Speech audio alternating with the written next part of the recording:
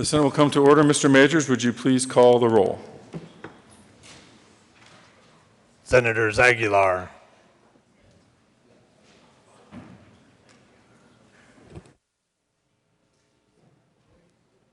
Aguilar,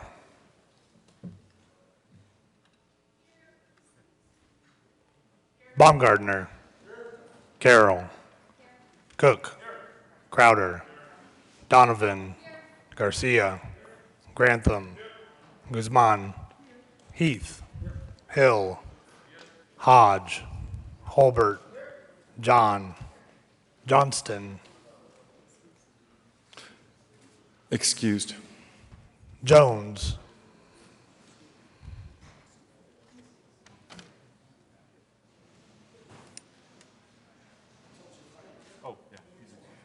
Excused.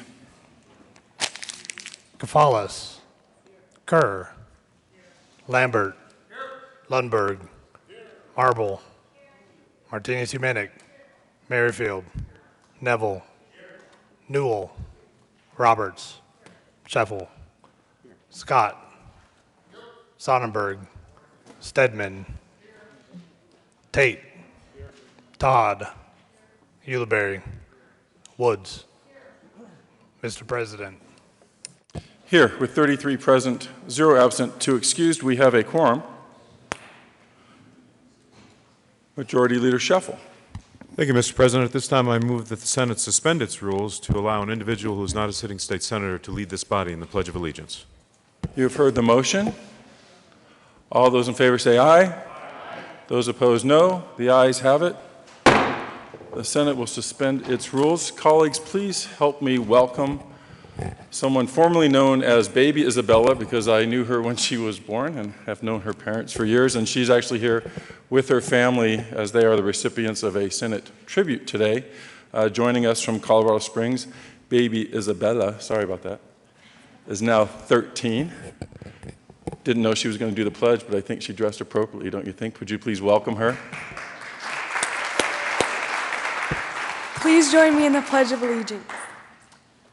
I pledge allegiance to the flag of the United States of America and to the republic for which it stands, one nation under God, indivisible, with liberty and justice for all.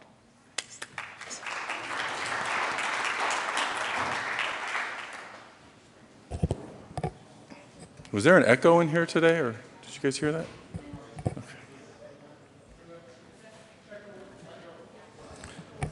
Senator Merrifield or Senator Holbert.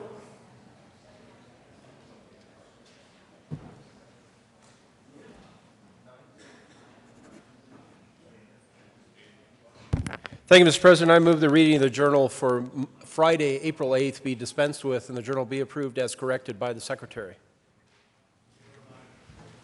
You have heard the motion. All those in favor say aye. Those opposed, no. The ayes have it. The motion is approved and the journal is adopted. Senate Services. April 11, 2016, correctly engrossed Senate Joint Resolution is 2729, correctly re-engrossed Senate Bill 67.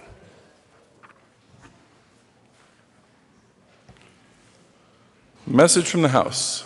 April 8, 2016, Mr. President, the House has passed on third reading transmitted the Advisor Statute, House Bills 1356 and 1401. The House has passed on third reading transmitted the Advisor Statute, House Bill 1311 is amended, House Bill 1302 is amended, House Bill 1320 is amended. The House has passed on third reading and returns herewith Senate Bill 133. The House has adopted and returns herewith Senate Joint Resolutions 27, 28, and 25.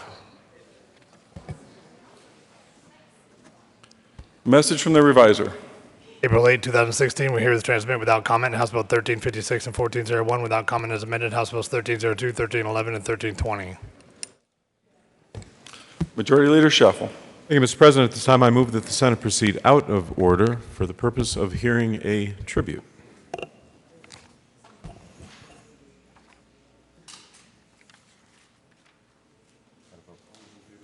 All those in favor say aye. Aye. Any opposed, no. That motion is granted. President Cabinet.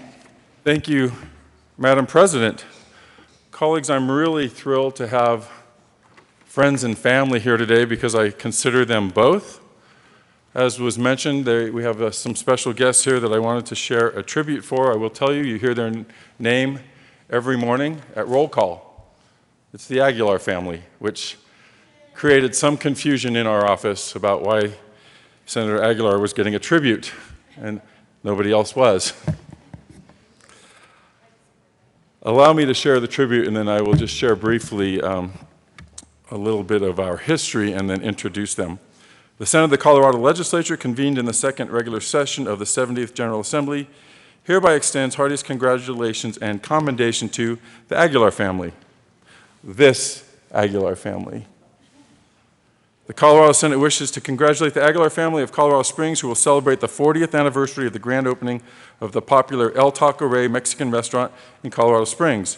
Founded by Eddie and Rosemary Aguilar, this location is where 3 generations of the Aguilar family continue to work together daily, preparing and serving Colorado and northern New Mexico-style Mexican food based on closely guarded family recipes passed down through generations. El Taco Rey has consistently been recognized year after year by Colorado Springs newspapers as serving some of the best Mexican food in the region. El Taco Rey's awards for 2015 include the Best of Colorado Springs for burritos, red chili, green chili, taqueria, and enchiladas and tamales. El Taco Rey's awards for 2014 include the Best of Colorado Springs for red chili, green chili, taqueria, and enchiladas. El Taco Rey's walls cannot exhibit every award they have received in the last 4 decades. Nor can a single tribute capture its full acclaim. But on behalf of the citizens of Colorado and the members of the Senate, extend their appreciation to the Aguilar family and wish them continued success and prosperity with your family and your business. Given this 11th day of April, 2016, State Capitol Denver, signed President of the Senate, yours truly. Welcome, congratulations, and thank you for joining us today. Please stand up so we can recognize you.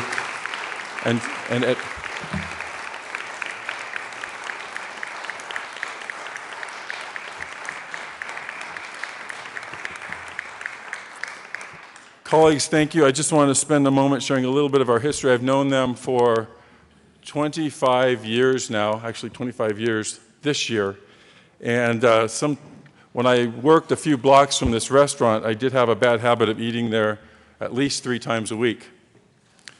A good and bad habit of eating there 3 times a week, sometimes 5 times a week, creating significant concern for my wife. One year, you know you're close to people and you engage with them over the years. One year they asked us to come over for Thanksgiving to their house. And we actually lived in the same neighborhood, so pretty modest homes. But if you've ever been to a multi-generational Mexican Thanksgiving that serves everything that you would expect in a traditional Thanksgiving and everything you had ever hoped for from a restaurant that you've eaten at 5 times a week on many occasions, you're in heaven. It's like someone just handed you the keys to Disneyland and you got it all to yourself. I think we're still eating on some of the leftovers that we took, and that's been a while. Phenomenal people. There's nobody that I've ever taken there that didn't get hooked immediately. And I'll tell you an interesting story. There was a gentleman, some of you know Bob Loudon from Boulder, who had a business in Colorado Springs. I'm sure you know Bob Loudon. He had a business in Colorado Springs across from their restaurant for 30 years, right across the street. Had never walked in there till I took him in one day. Never even walked in to get a Coke or a thing. And now Bob has been there every week, and I think that's going on 10 years. 10 years, because your businesses were operating at the same time. Bob has not missed a day of a week without getting to your restaurant, except, of course, the weeks that you're closed, which many of us suffer through. They are not open on weekends, which many of us suffer through, especially when you work here and you look forward to them. So I try to get home early on Fridays every chance that I get. They are also famous for their annual San Luis Valley family reunion. So if you're ever cruising through the San Luis Valley, and it's in multiple locations, so I don't actually have all those locations, but if you're ever cruising through the San Luis Valley and you see Aguilar Family Reunion sign, stop. Stop. I did. Well, they used to let me stop, but they said I had to stop taking food with me when I left. But I want to congratulate you guys. It's been an amazing time of sharing our families together, and God bless you. And I can't believe it's only 3 generations, because it sure seems like there's about 7 generations in there working at any given time. I did ask them a while ago for their enchilada recipe. Maybe you'll fork it over now after this? I'm not saying you have to, but I can't always get there. But God bless you guys, and thanks for joining us today. Please thank them for joining us.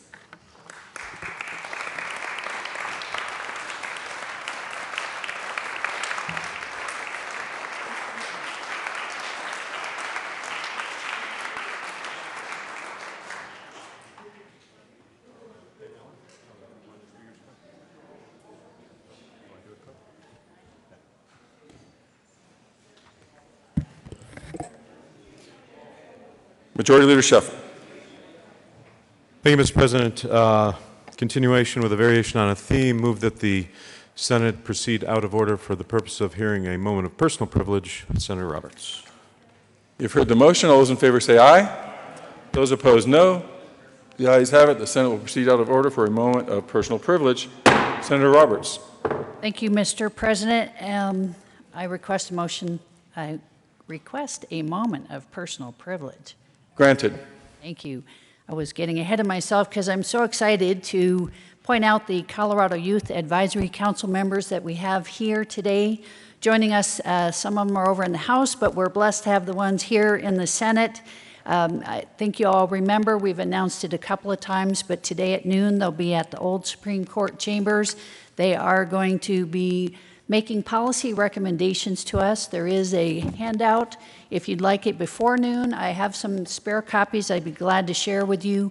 Remember, this is your Legislative Youth Council, so they have spent a lot of time putting their energy and thoughts into what kind of recommendations would they make to us state legislators, and I hope you can join us at noon, but I'd like to ask us if we could please welcome those members of the Colorado Youth Advisory Council here with us today.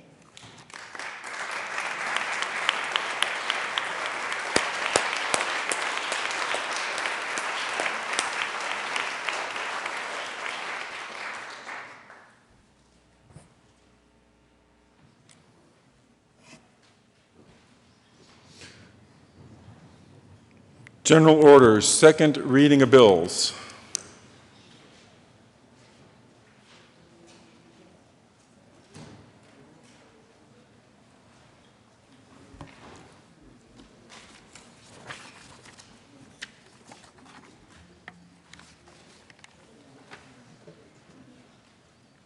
Senator Scott. Thank you, Mr. President. I move the Senate resolve itself into the Committee of the Whole consideration of general orders. Second reading of bills. You've heard the motion. All those in favor say aye. Those opposed, no. The ayes have it. The Senate will resolve itself into the Committee of the Whole for the consideration of general orders. Second reading of bills. Senator Scott will take the chair. Okay, so I can't wreck the Ferrari.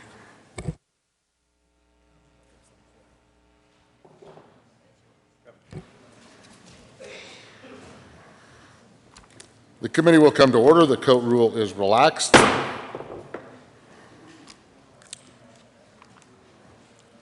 Mr. Majority Leader. Thank you, Mr. Chairman. I move the committee lay over Senate Bill 150 to April 12th. The motion before us is to lay over Senate Bill 150 till April 12th. Is there any objection? Seeing none, the bill is laid over. Mr. Majority Leader. Okay. Mr. Majors, would you please read the title of Senate Bill 142? Senate Bill 142 by Senator Scott and Representative Wright concerning modernization of election law provisions, connection therewith correcting statutory citations, updating terms and procedures to reflect modern elections administration, conforming state law to federal law, eliminating redundancies and obsolete references and practices, and harmonizing durational residency requirements for certain local government elections. Mr. Majority Leader. Thank you, Mr. Chairman. I move the committee lay over Senate Bill 142 to April 12th. Thank you, Mr. Majority Leader. Is there any objection to laying over both Senate Bill 150 or Senate Bill 142? All those in favor say aye. Aye. All those opposed, no. The ayes have it. Bills are both laid over. Mr. Majority Leader. Mr. Majors, would you please read the title of Senate Bill 169? Senate Bill 169 by Senators Martinez, Dominic, and Cook, and Representatives Kraft, Thurman, and Landgraf concerning changes related to the 72-hour emergency mental health procedure.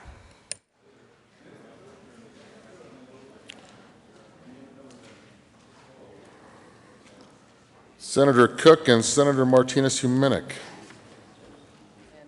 Senate Bill 113, if they run a 30-round mag or any amendment whatsoever, it doesn't put them in the title. Okay. Senator Martinez-Humenick. Thank you, Mr. Chair. We move Senate Bill 169. So and the moved. committee report. And the committee report. Thank you.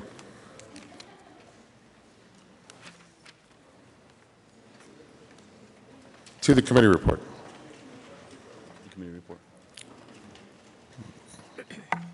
Thank you, Mr. Chair.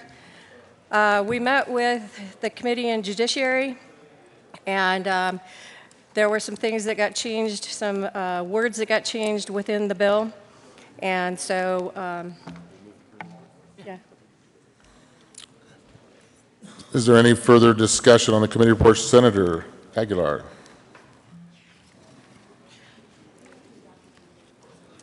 Oh, okay. Senator Cook. Senator Aguilar. Senator Aguilar. Chair. Members, there were some changes. Senator Aguilar, hang on just a second. I'm sorry. We have to finish the committee report first. We haven't done that yet. And then we'll move on to you. We already moved.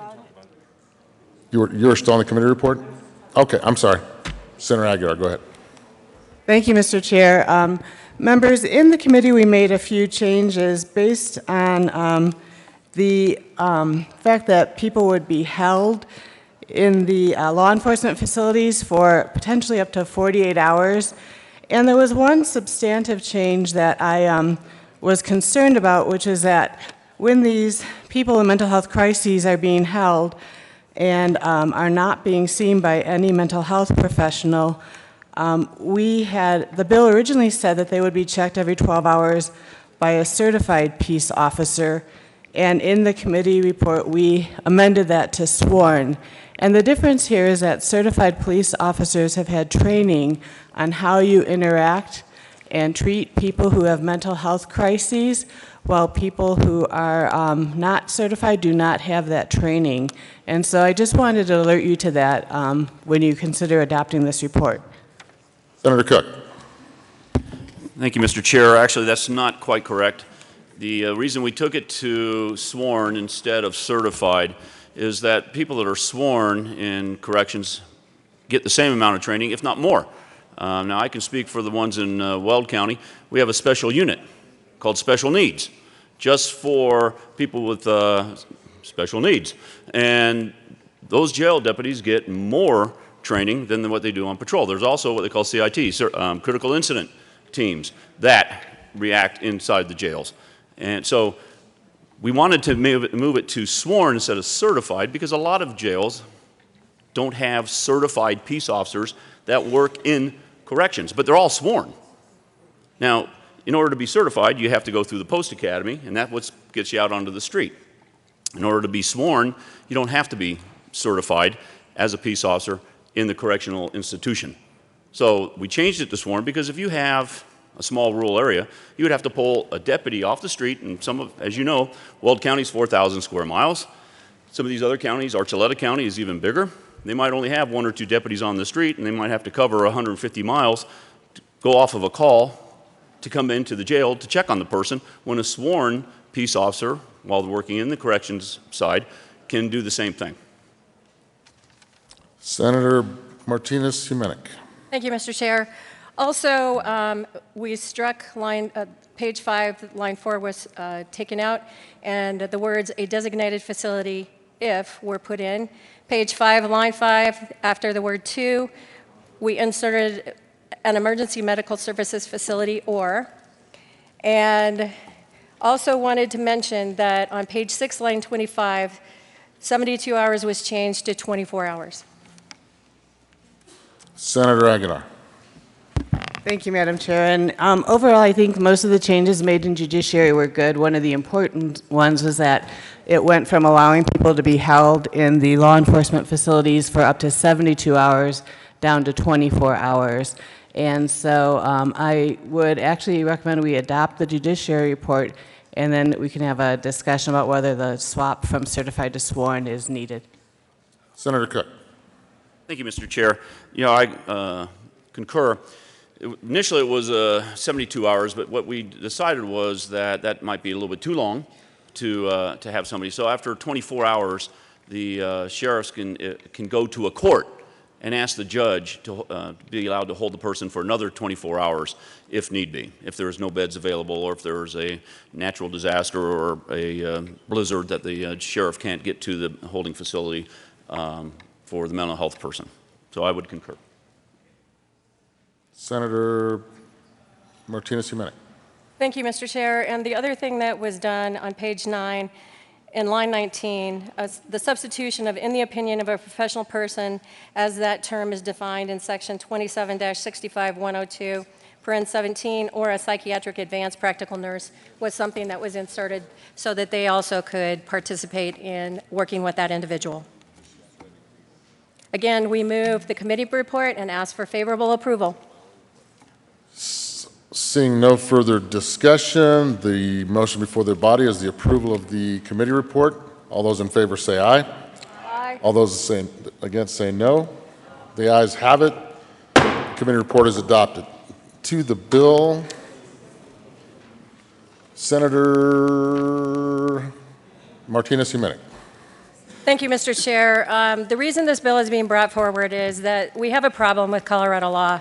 It requires that individuals be placed on a 72-hour mental health hold and that they be taken to a facility designated by CDHS for evaluation and treatment, or to a jail. Current law does not allow individuals to be taken to a hospital emergency department that are not designated. Despite this rule, the common practice, particularly in our rural and frontier areas, is to take an individual to the nearest emergency room, even if it is not designated.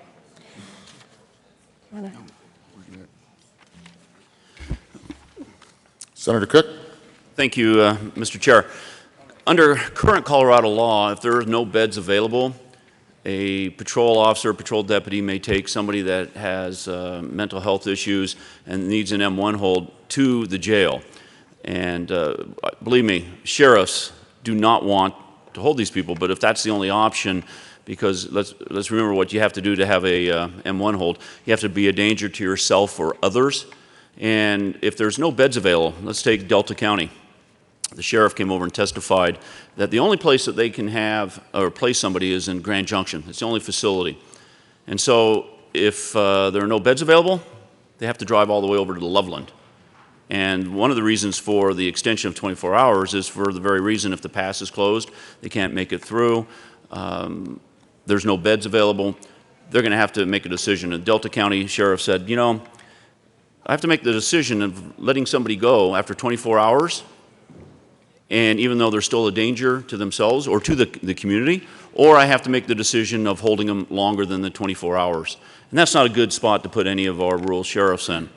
And so current law already allows it. And let me tell you another story that I personally witnessed and know about. One of my ex-neighbors on Thanksgiving Day was out in his yard, and he was throwing things out of his house. He's taking furniture out, papers, pots, pans, throwing everything out. The only problem was he was in his birthday suit.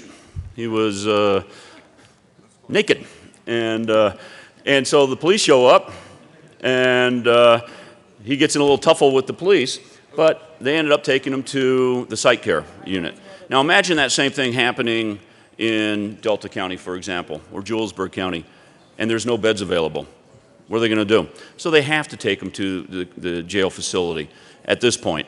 And so we're trying to make it easier for our rural sheriffs and also to define what a designated facility is and where these people with mental issues can go. Because let me just also say this. Back in the 50s and 60s, you know, the state of Colorado, as most of the country, said, you know, we don't want to put people with mental health issues in an institution. So they let them all out. But of course, there was no funding. There was no infrastructure for that to happen. So now the jails and prisons have become the de facto mental health ward for people with mental health issues. And that's not where they belong. We recognize that. Sheriffs recognize that. The hospitals recognize that. But we need to do something with them so that we can stabilize them and protect our communities. And that's what this bill is a start of right now. And it's a small step, but it's one that is critically needed. Senator Beth Humenick Martinez.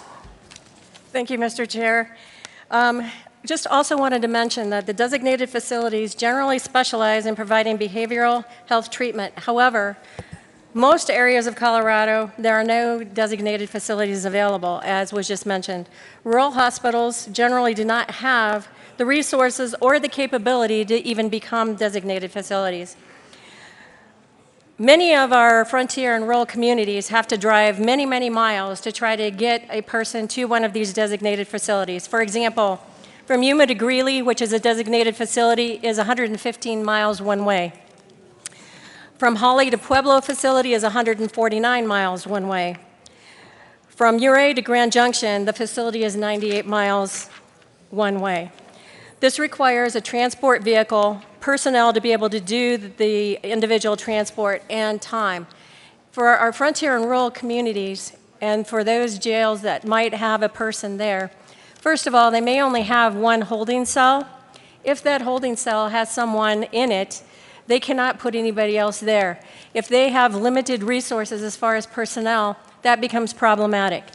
There are some mobile units at 3 of the designated facilities. However, it is my understanding that there is not 24/7 capability of those mobile units going out. However, they would be willing to go get the person that might need the mental health assistance, but it may not happen 24/7.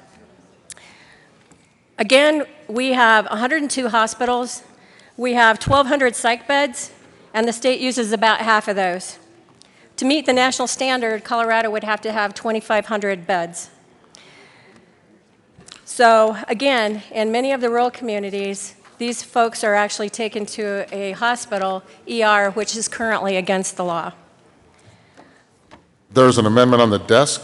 Mr. Majors, would you please read the title to L019? Amendment L019 to Senate Bill 169 by Senator Martinez Humenick, amended printed bill, page 4, line 18, strike paren 5 and substitute paren 5 and add paren 6. Page 7, line 26, strike. Senator Martinez Humenick. Thank you, Mr. Chair. Senate, this one, I'm sorry. Please. Let me start over. Okay. Thank you, Mr. Chair. What this amendment does is it clarifies the type of services that a patient must receive in an emergency facility. I need you to move the amendment, please, Senator. Thank you, Mr. Chair. I move Amendment L019. Thank you. So what it does is it clarifies the types of services that a patient must receive in an emergency facility that is unable to provide psychiatric services. Is there any further discussion on L019? Senator Aguilar? Thank you, Mr. Chair. Members, this amendment was just put on my desk, and as you can tell by the number of papers and amendments I have on this bill is, I think, really important. I think it's particularly important for people who are concerned about the civil liberties of people in our state. And I would like to ask that we take a senatorial 5 so that I can review this amendment, because I've not had a chance to read it. We will take a senatorial 5.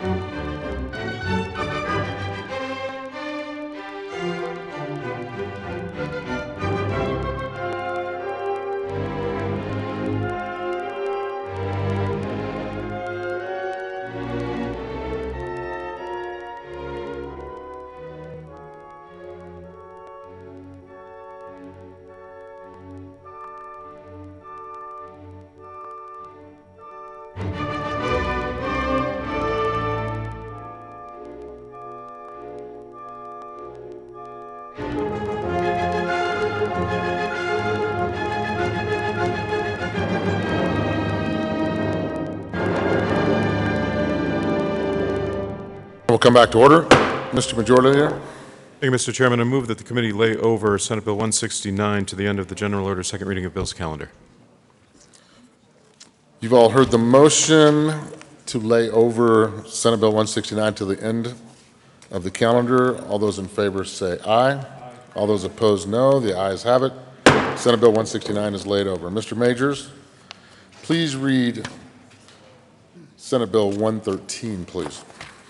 Senate Bill 113 by Senator Marble and Representative Sane and Humphrey concerning the repeal of certain provisions concerning ammunition magazines. Senator Marble, Thank you, Mr. Chair. please move your bill. I- And is there a committee report? There's no committee report. Just move your bill. No committee reports, and I move Senate Bill 113, and Thank there you. are no committee reports. Please proceed. Thank you, Mr. Chair. We are here to repeal House Bill 13-1224 in its entirety. I want to refer to a Center for Disease Control study which stated the Center for Disease Control panel reviewed 51 studies regarding the effectiveness of gun control laws. Based on that review, they could not say that gun laws had prevented a single crime, and the shall issue concealed carry laws seem to reduce gun murder rates. So-called assault weapons bans have minimal or detrimental impact on gun violence. The 2014 study by Gaius also reinforces the conclusions drawn by Copper and Roth in 2004 that the federal ban on certain types of semi-automatic firearms, often mistakenly called assault weapons, had little to no effect on homicide rates associated with firearms. Advocates of a ban on standard capacity magazines assert that while the attacker is changing the magazines, an intended victim may be able to subdue him, yet they cannot point to a single instance where this actually happened. And may I point out that attackers and criminals don't pay attention to magazine bans. As a result of the passage of House Bill 13-1224, more than 200 people lost their jobs and their ability to provide for their families. In addition, it was estimated that 2013 law cost the state of Colorado $80 million a year in revenue from the departure of Magpul, their suppliers, and other dependent industries. $80 million would have been a big help in any year's budget. Driving employers out of the state over a pre-assembled box and a spring has cost money for our schools, roads, and essential services. I would like to say that many who did testify in opposition to this bill, they had a common thread, and it was criminal intent, madmen. It wasn't that you can have a magazine, a limited capacity in that magazine. Actually, that magazine does not commit the crime. And this is one of the outcries from law-abiding citizens, is that the magazine ban focused on an item versus an action. The majority of our laws recognize and only punish criminal actions. However, the magazine prohibition does the opposite. Take for instance somebody who is arrested for drunk driving. We don't punish the car, and we don't ban cars, and we don't ban alcohol. We focus on the drunk driver. And this is what we need to do when we look at our gun laws and also at the people who are the ones who are law-abiding. The only people that are hurt by this are law-abiding citizens. They were the ones that were hurt by the mag ban repeal. Criminals don't pay attention to law. That's why they're criminals. And I urge an aye vote on SB 113. Is there any further discussion on Senate Bill 113? Senator Merrifield. Thank you, Mr. Chair. I've debated on whether to take up this debate once again, but because of a particular personal connection I have, I felt like I had to at least say something. So, large capacity magazines are intended for one reason only, and that's to kill a large number of people as fast as they can. They have no place on our streets, in our movie theaters, or anywhere, in my opinion, in a civilized society. Prohibiting the large capacity magazines does not infringe on the rights of responsible gun owners, but restores a sensible safeguard that protects Colorado families. And the fact that we've seen the use of large capacity magazines coupled with military-style assault weapons is what allows killers to carry out deadly massacres very quickly, and let me get to my personal point. My intern, who was here last week, we thought we would hear this bill last week. Jasmine Ramsey Kennedy was shot in the Aurora Theater shooting in the right tibia. And she's had 5 surgeries, 3 years of physical therapy, and she still suffers from anxiety and PTSD. She watched the shooter fire multiple weapons into the crowd and then turn to his multiple magazine capacity weapon and shoot her. And so I felt that given that personal testimony that she gave to me, I would be irresponsible not to bring up the negative effects of allowing this type of weapon to still be allowed in our society. Thank you. Is there any further discussion on Senate Bill 113? Senator Hulbert. Thank you, Mr. Chairman. I rise in support of Senate Bill 35 and thank the sponsor for bringing the bill. Excuse me, I had the wrong bill folder in my hand, 113. I appreciate the correction. This is a bill, the same language was brought last year, and I'm grateful to this body for passing that repeal bill with 21 aye votes. That spoke loudly to the people of Colorado. The only bipartisan aspect of the underlying original legislation from 2013 and the efforts thus far, the only thing that's bipartisan about any of those legislative efforts has been the opposition to the original so-called mag ban and the support for its repeal. There has not been a vote for the original mag ban or against the repeal that has been bipartisan, at least on the bills in committee. I know there was an attempt to amend the report in the House last year, and apparently that was bipartisan. But I am grateful to those on the other side of the aisle who, in 2013, voted no on the original bill. I was in the House at the time and actually had an opportunity to come over and sit in the gallery, and it was 1817, the minimum threshold to pass legislation through this chamber. Had one more person said no, we wouldn't need this bill. Last year, we had the opportunity to have 21 members of this chamber say yes to repeal, and then that bill was killed in the House Committee on State Veterans and Military Affairs on a party line vote. The people of Colorado have spoken loudly and repetitively on this issue. The legislature, those who voted yes in 2013, put in place a ban, a prohibition on a metal or plastic box with a spring inside. There are 4 parts: the box, the spring, the base plate, and the follower. It's not a weapon. It doesn't fire.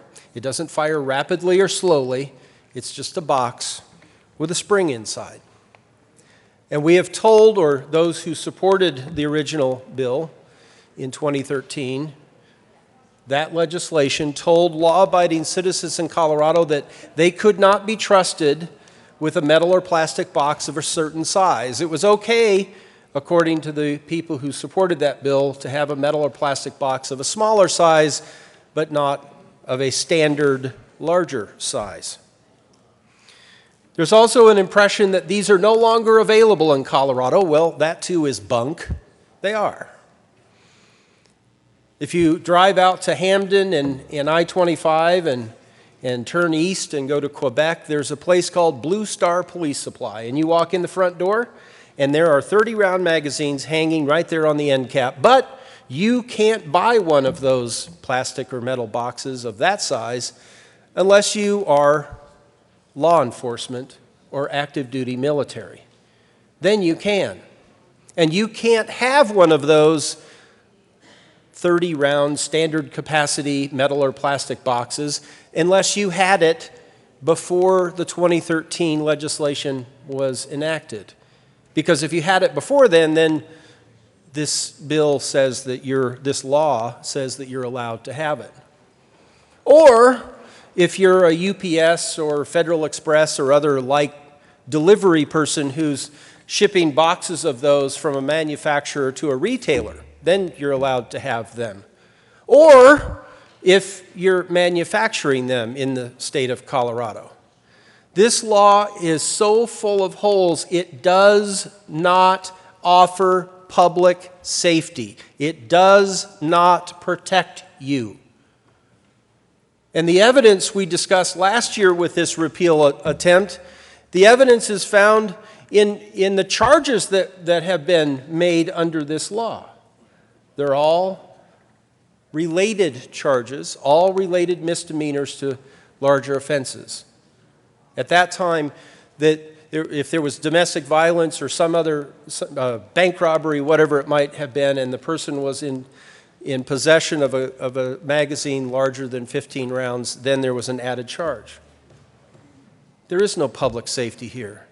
There's an insult to freedom and liberty under the Constitution of this state and the United States, and we were telling law-abiding citizens, you're allowed to have those boxes if you had them before enactment, but you're not allowed to buy them now unless you're law enforcement or military. Please, please, let's do away with this law and repeal the mag ban and send a clear message to the people of Colorado that we work for them, not the other way around, and that law-abiding citizens in this state can be trusted with standard capacity magazines. Ask for an aye vote. Senators, before we continue, I just want to remind everybody, I realize this is an emotional issue and that we are going to stay very closely to the bill content. And remember that you are addressing the chair, not an audience. Senator Ulibarri.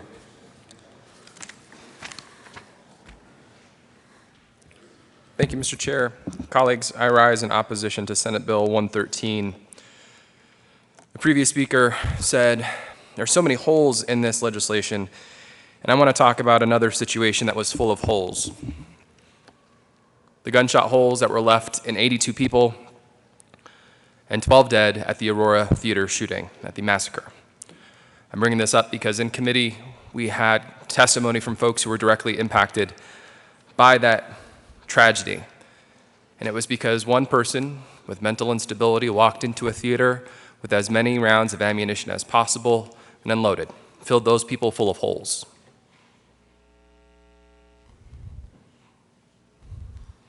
The original legislation that Senate Bill 113 attempts to repeal says, no, it should not be easy. No, it should not be as easy as walking into Cabela's and saying, I want a 100-round drum. No, it should not be that easy. For those folks who are dealing with mental instability or mental health issues, who have a desire to enter into a movie theater and shoot 82 people and leave 12 dead, we should not make it convenient for them. It should be challenging. It should be hard when human life is at stake. That's what the underlying legislation says. It shouldn't be easy, and I look up in the gallery and I see young folks to walk into an elementary school like what happened in Sandy Hook. You shouldn't be able to just drive down to your nearest firearms dealer and buy a high-capacity magazine and then unload that. Is that an inconvenience for some who want to choose a high-capacity magazine? Yes. But it should not be easy for those who want to do evil, who want to do harm. It should not be easy. Senate Bill 113 says, get rid of that law. Make it easy. Make it accessible for folks to go buy those boxes full of springs and base plates. Because criminals are going to do what criminals are going to do. We shouldn't facilitate it. We shouldn't make it easier for them. We shouldn't just say, oh, here they are on a shelf. They're right there for your purchase. It should not be that easy. When you have madmen who have murderous intentions to go in and hurt and kill and maim as many human beings as possible, we should not be complicit in that. We should not make it easier for them. And that's exactly what Senate Bill 113 proposes we do.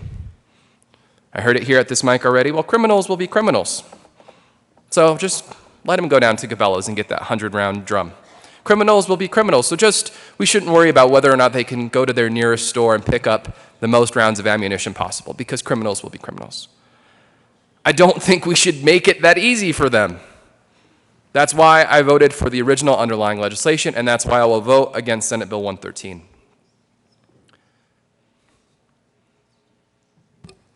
Colleagues, most of you haven't had the joy of serving on State Veteran Military Affairs like I have for these last 3 years. But what it's meant for me to be on that committee and hear this repeal bill every single year is that I know the names and faces of the folks who've been harmed in these mass shootings. I get to see their pictures. I have a sense of what they were doing on the day that they went off to the theater or when they went off to school. Jane Doherty, Tom Sullivan.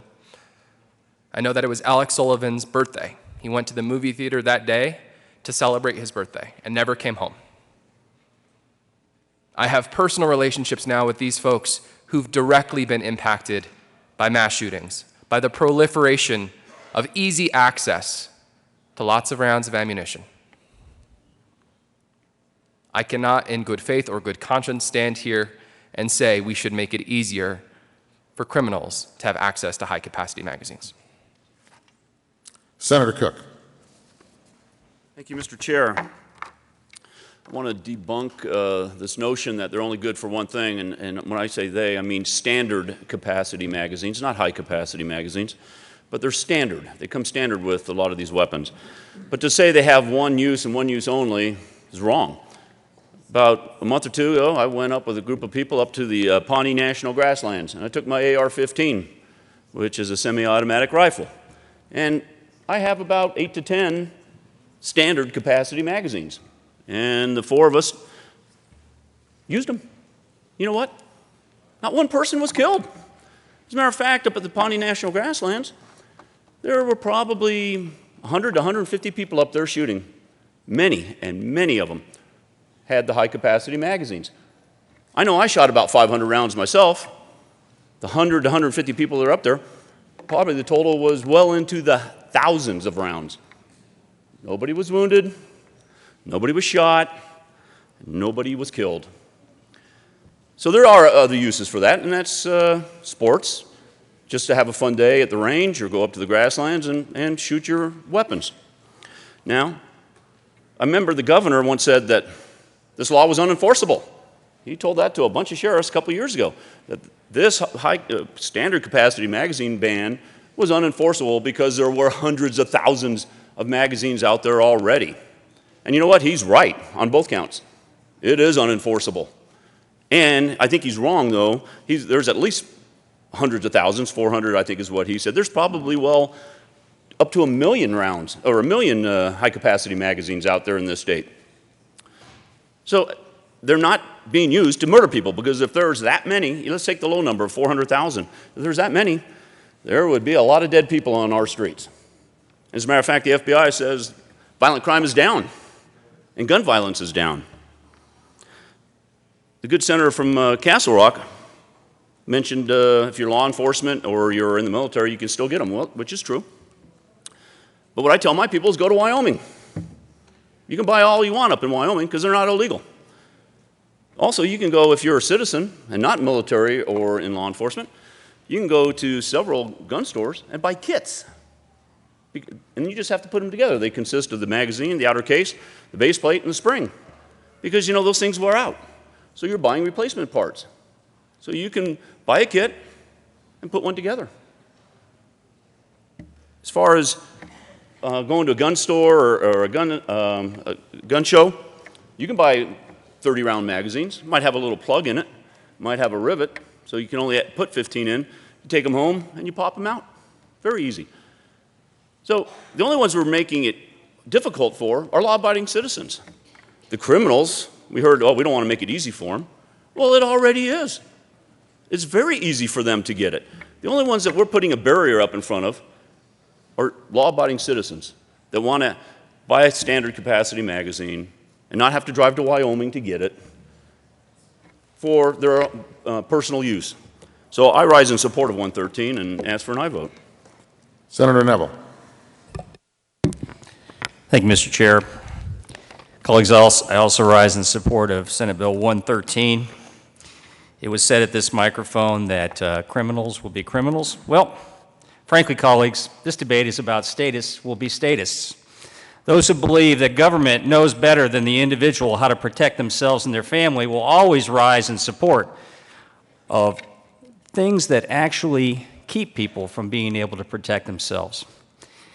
I find it troubling when we hear those say that the only purpose of these magazines is to kill people, yet we allow our police and our military to buy these same magazines. Are we saying that our police and our military are only focused on killing people? Is that what we're saying? I think not. I think this is about who controls who. If we're really talking and we're really looking to have a debate about making sure that we secure safety, we would be talking about another problem. We would be talking about the issue of so-called gun-free, target-rich zones, the most common indicator in all of these tragedies. However, we're not, because statists will be statists. I urge support of Senate Bill 113. Is there any further discussion on Senate Bill 113? Senator Woods.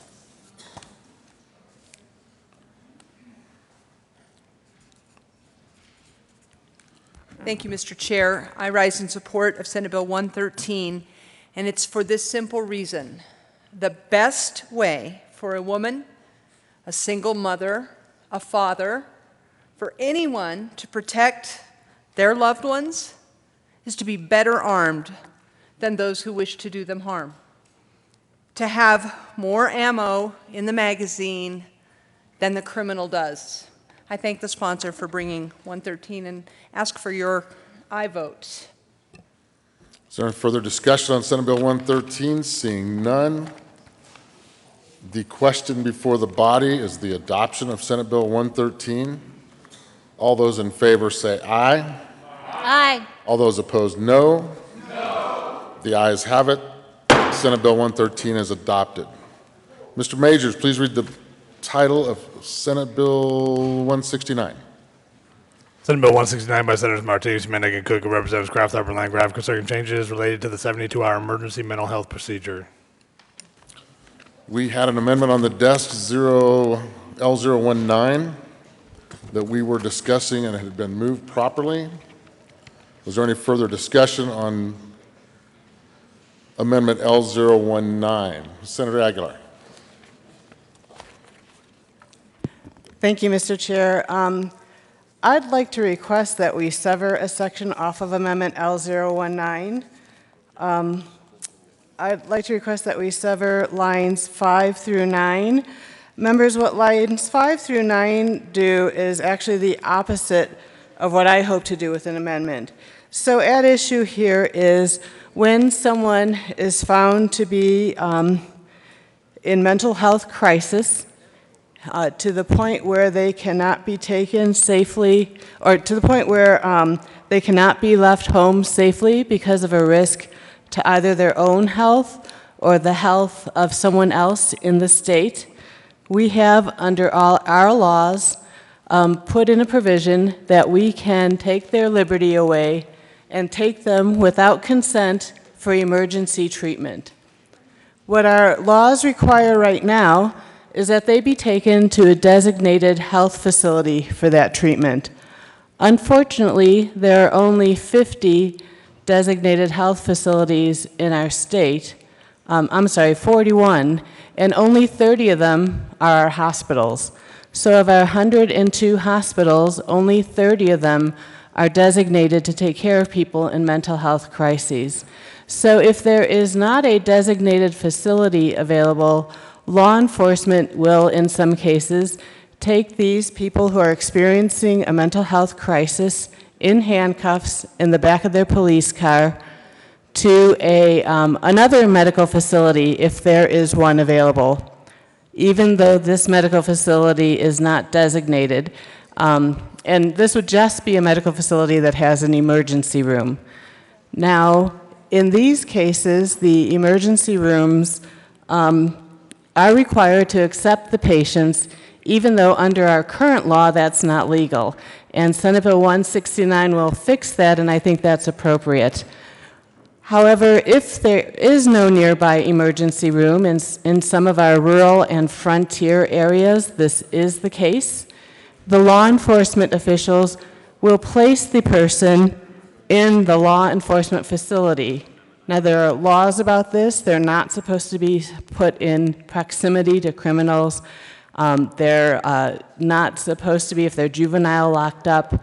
But unfortunately, they can be held there for 24, 48, or 72 hours. And during that time, they are not receiving any treatment at all. What this first amendment L019 says is that until that person is taken to a designated facility, that 72-hour hold that we put them on doesn't start.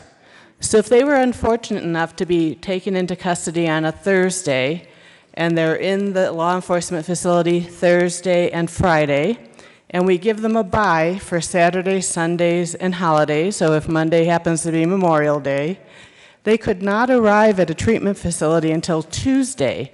So they've been in custody Thursday, Friday, Saturday, Sunday, Monday, and now on Tuesday, they arrive to a treatment facility, and they're still eligible for another 72 hours of mental health hold.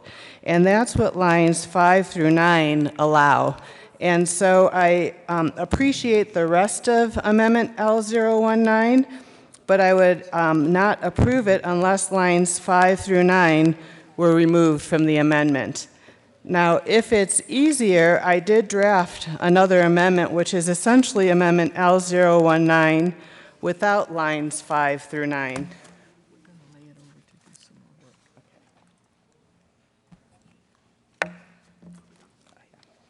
Mr. Majority Leader. Thank you, Mr. Chairman. Notwithstanding the extraordinary temptation to lay this bill over for 72 hours, I will not do that. I will, however, move that the committee lay over Senate Bill 169 to April 12th. The motion before the body is to lay over Senate Bill 169. All those in favor say aye. Aye. All those opposed, no. The ayes have it. Senate Bill 169 is laid over.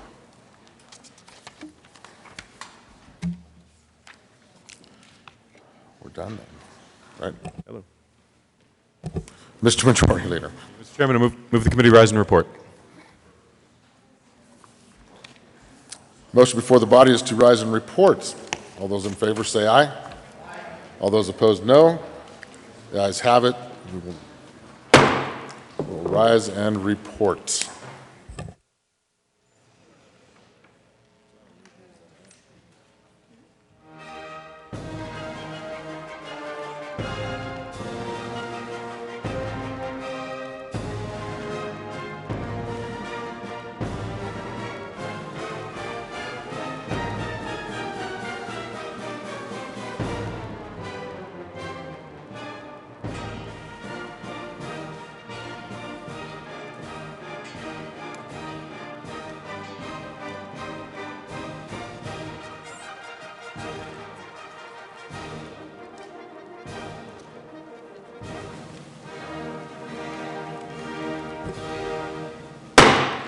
The Senate will come back to order. Senator Scott.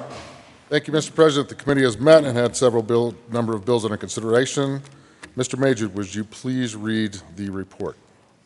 April 11, 2016, Mr. President, the committee whole page the report is under consideration and the following tax bills being second reading thereof makes following recommendations thereon. Senate Bill 113 passed on second reading in order to gross place the counter for third reading and final passage. Senate Bill 150, Senate Bill 142, and Senate Bill 169 as amended laid over until April 12, 2016, retaining their place on the calendar. Senator Scott. Thank you, Mr. President. I move for the adoption of the report. You've heard the motion. Is there further discussion? Seeing none, are there any no votes? With 33 ayes, 0 noes, 0 absent, 2 excused, the report of the Committee of the Whole is adopted. Senate Bill 113 passed on second reading and ordered engrossed and placed on the calendar for third reading and final passage. Senate Bill 150, Senate Bill 142, Senate Bill 169 as amended laid over until April 12th and retaining their place on the calendar. Consideration of memorials. Majority Leader Scheffel. Thank you, Mr. President. I move the Senate lay over Senate Memorial 2 to April 12th. You've heard the motion. All those in favor say aye. Aye. Those opposed, no.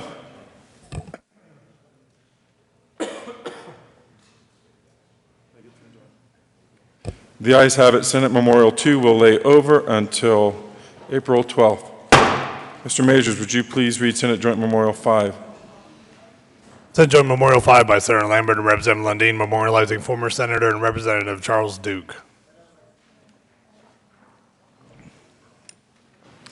Senator Lambert. Thank you, Mr. President.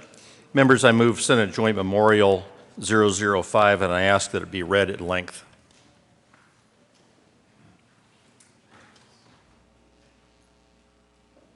Whereas Charles R. Duke, the former senator and representative, departed this life on January 26, 2016 at the age of 73.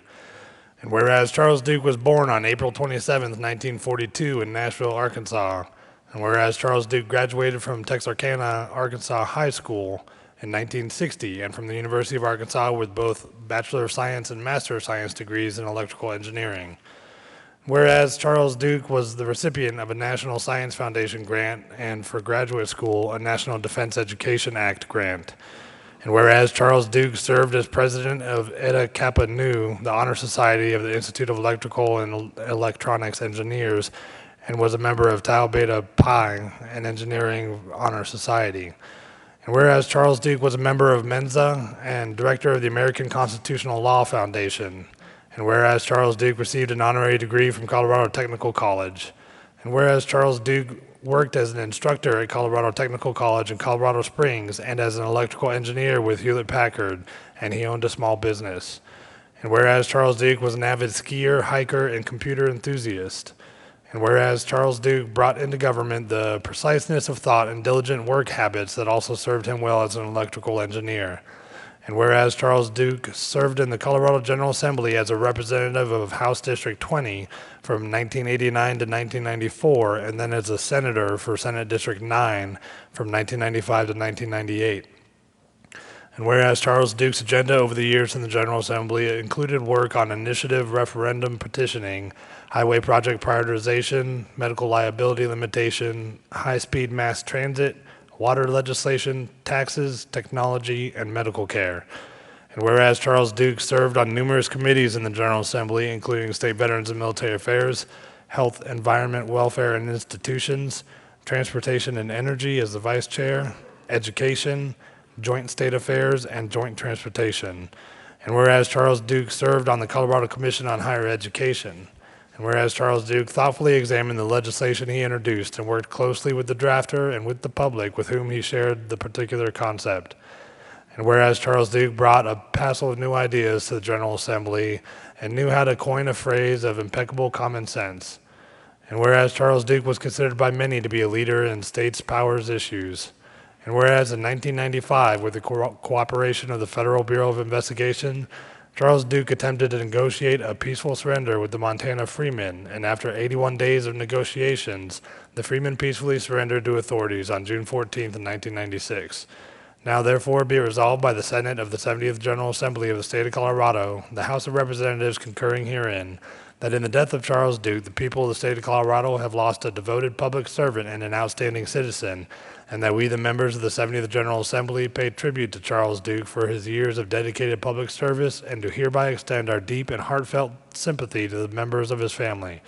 Be it further resolved that a copy of this memorial be sent to his son, Brian Duke, and his cousin, James Duke.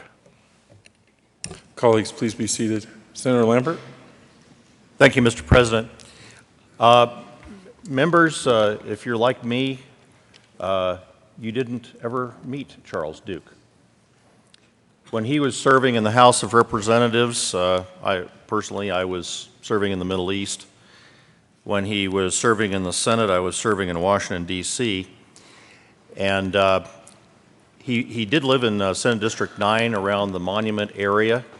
But I think it's very appropriate that we honor former colleague, former member of the House, former member of the Senate for the many years that they served the state of Colorado. And Charles Duke is one of those people. I did contact a few of the colleagues that knew him at that time, and a lot of the real folks that we deal with around here that are former colleagues and so forth. Charles Duke actually served in times before they were there. He left the Senate in 1998, and after many years of service in both the House, District 20 and Senate District 9, but I just think it's very appropriate that we honor him today. I did contact Senator Marianne Thibodeau, who added a lot of little personal tidbits of information to this memorial.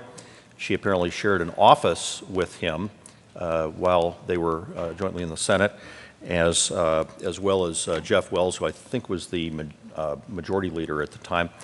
And they knew him personally. I wish I'd known him better, especially before he passed away, and we could have this tribute. But I thank you for your attention, and especially the chance to honor Senator Charles Duke. Senator Lambert. Thank you, Mr. President. Mr. President, in this respect, I am not at all like the sponsor of this resolution, because I did know Charlie Duke. I was not a member of the Senate at the time. As a matter of fact, I was not of the opinion that I'd be a member of the General Assembly, but I was politically engaged and had occasion to interface with Senator Duke, and I will tell you that he was a brilliant man who was deeply committed and very passionate about what he believed was right, and he left no stone unturned by my observation. And if you look carefully at the resolution, you'll see it is really an extraordinary description of a gentleman who devoted a great deal of his life to seeing the best interests for the people of Colorado. And I rise in support of this resolution and urge that we do give this honor and respect due to this citizen who became senator, who really accomplished a great deal in the time that he was here. Majority Leader Scheffel. Thank you, Mr. President, and I wish to add my condolences to the family of Senator Duke. I also had the occasion to know him. The districts crossed over to Douglas County in a small way back then, and I remember I had returned from school and was kind of re-engaging in the political process and had occasion to meet him, and he was definitely a colorful character. What I remember about him is wherever he would go, if you remember, there's a tradition a lot of us have common with this body of giving out constitutions. And I don't know if he started that. I doubt that. He was definitely one that engaged in that and was a liberal giver of the Constitution to folks, constituents and whatnot. And I always remember he had an easel that he would set up at his meetings, and it was a scroll that looked like the Constitution, and I can remember it would announce his meetings and agenda. And I remember seeing it had the script of We the People on there, and so he loved the Constitution. He spoke a lot about it, and was definitely a student of that document, and enjoyed his role. And so, as the good senator from El Paso said, it's important that we take time out. It's one of the important things we do here.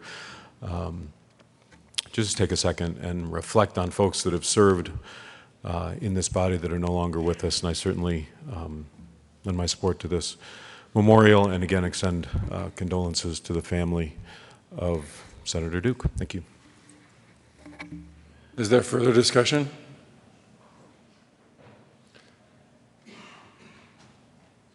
Seeing none, the motion before the body is the adoption of Senate Joint Memorial 5. A roll call has been requested, and as become our tradition, we shall also sound the Senate chimes during the roll call.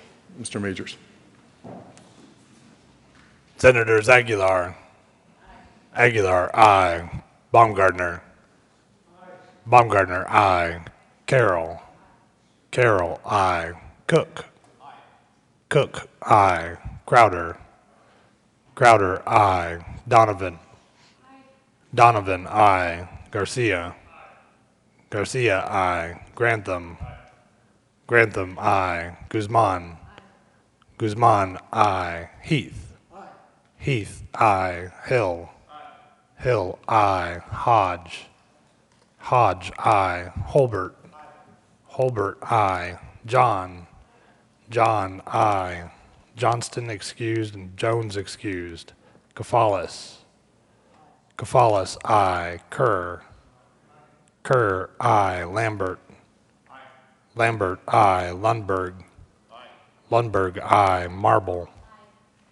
Marble, aye. Martinez-Humenick. Martinez-Humenick, aye. Merrifield. Merrifield, aye. Neville. Neville, aye. Newell. Newell, aye. Roberts. Roberts, aye. Sheffel. Sheffel, aye. Scott. Scott, aye. Sonnenberg. Sonnenberg, aye. Stedman. Stedman, aye. Tate. Tate, aye. Todd. Todd, aye. Ulibarri. Ulibarri, aye. Woods. Woods, aye. Mr. President. Aye. Mr. President, aye. With 33 ayes, 0 no, 0 absent, 2 excused, Senate Joint Memorial 5 is adopted. Senator Lambert. Thank you, Mr. President. I would move the morning roll call as co-sponsors on Senate Joint Memorial 005.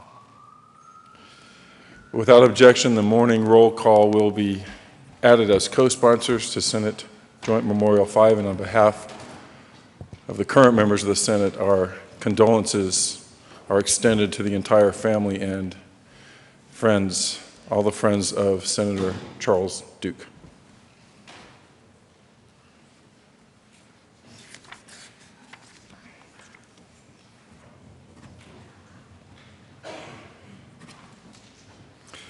Consideration of governor's appointments. Majority Leader Sheffel. Thank you, Mr. President. I move the Senate lay over the consideration of governor's appointments calendar to April 12th. You have heard the motion. All those in favor say aye. Those opposed, no. The ayes have it. The consideration of governor's appointments calendar will lay over until April 12th. Signing of bills. April 5th, 2016, the President signed Senate Bills 13, 51, 68, 99, 110, 122, and 125. Delivery to the governor. To the governor for signature on Friday, April 8th, 2016 at 10:45 a.m. Senate Bills 13, 51, 68, 99, 110, 122, and 125. Message from the House. April 11, 2016, Mr. President, the House has passed on third reading transmitted the advisory statutes. House Bill 1365 is amended, House Bill 1360 is amended, and House Bill 1357 is amended. The House has voted to concur in Senate amendments to House Bills 1158, 1159, 1408, 1411, 1414, and has repassed the bills as so amended. The House has voted not to concur in Senate amendments to House Bill 1405 and requests that the Commerce Committee be appointed. The Speaker has appointed Representatives Hamner as Chairman, Young and Rankin as House Conferees on First Conference Committee on House Bill 1405. The House has granted authorization to go beyond the scope of the differences. The bill is transmitted herewith. The House voted not to concur in Senate amendments to House Bill 1415 and request that the Conference Committee be appointed. The Speaker is appointing Representatives Hamner as Chairman, Young, and Rankin as the House conferees on the first Conference Committee on House Bill 1415. The bill is transmitted herewith.